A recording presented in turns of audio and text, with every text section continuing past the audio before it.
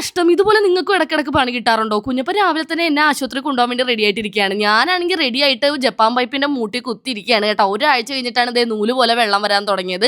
എനിക്കാണെങ്കിൽ ജലദോഷവും തുമ്മലും ചുമയും കാരണം 2 ദിവസമായിട്ട് ഉറങ്ങാനും പറ്റില്ല, എണീക്കാനും പറ്റില്ല, വാഗ്യ സീൻ. പിന്നെയും ജപ്പാൻ പൈപ്പ് പൊട്ടിയതേ. നമ്മുടെ പഞ്ചായത്തിലെ വെള്ളമില്ലെന്ന് തോന്നുന്നു. എന്താണ് ഇടയ്ക്കിടയ്ക്ക് ഇങ്ങനെ പൊട്ടണേന്ന് അറിയില്ല. അവസാനം എന്തേ കുഞ്ഞപ്പനെയും കൊണ്ട് ഞാൻ ആശുപത്രിയിലേക്ക് നടന്നു പോയി. ചേട്ടന് ഞങ്ങളുടെ കൂടെ വരാൻ പറ്റുന്നില്ല, കാരണം ഒരാഴ്ച കഴിഞ്ഞ് വെള്ളം വന്നാലേ അത് പിടിച്ച് വെക്കണ്ടേ, എപ്പോഴാണ് വെള്ളം നിൽക്കുന്നതെന്ന് പറയാൻ പറ്റില്ല.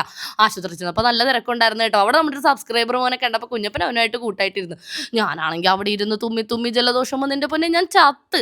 അപ്പം അത് നോക്കുമ്പോൾ ചേട്ടൻ വെള്ളമൊക്കെ പിടിച്ച് വെച്ചിട്ട് വന്നു കേട്ടോ. ചോദിച്ചപ്പോൾ പറയണ 2 ബക്കറ്റ് വെള്ളം കിട്ടിയടി. നിശി എന്ത് പറയാൻ. അങ്ങനെ അതേ ഞങ്ങളെ കൊണ്ട് ചേട്ടൻ ഹോട്ടലിൽ പോയിട്ട് ദോശയായിരുന്നു, ഇടിയപ്പോ മുട്ടക്കറി എന്തൊക്കെയോ വാങ്ങിച്ചു തന്നു കേട്ടോ. അത് കഴിച്ചെന്ന് ഡോക്ടറിനെ കണ്ടു. അപ്പോഴാണ് സിസ്റ്റർ പറയുന്നത് ആ നഗ്ന സത്യം, ഇഞ്ചക്ഷൻ ഉണ്ടെന്ന്. അല്ല, ചുമയും ജലദോഷവും തുമ്മലിനും ഇഞ്ചക്ഷൻ എടുക്കുമോ? പക്ഷെ എനിക്ക് എന്തോ ശ്വാസം മുട്ടും കൂടിയൊക്കെ ഉണ്ടായിരുന്നു കേട്ടോ. അതുകൊണ്ടാണ് ഇഞ്ചക്ഷൻ എഴുതിയെന്ന് തോന്നുന്നു. കുഞ്ഞപ്പനാണെങ്കിൽ അവിടെ കിടന്ന് ടെൻഷൻ അടിച്ച് ചത്ത്. അയ്യോ അടുത്തത് ഞാനാണോ അമ്മയെന്നും ചോദിച്ചുകൊണ്ടിരിക്കുകയാണ് കേട്ടോ. അവനല്ലെന്ന് മനസ്സിലായപ്പോൾ അവന് സമാധാനമായി, എന്നെ വന്ന് കെട്ടിപ്പിടിച്ച് തടകിയൊക്കെ തന്ന്.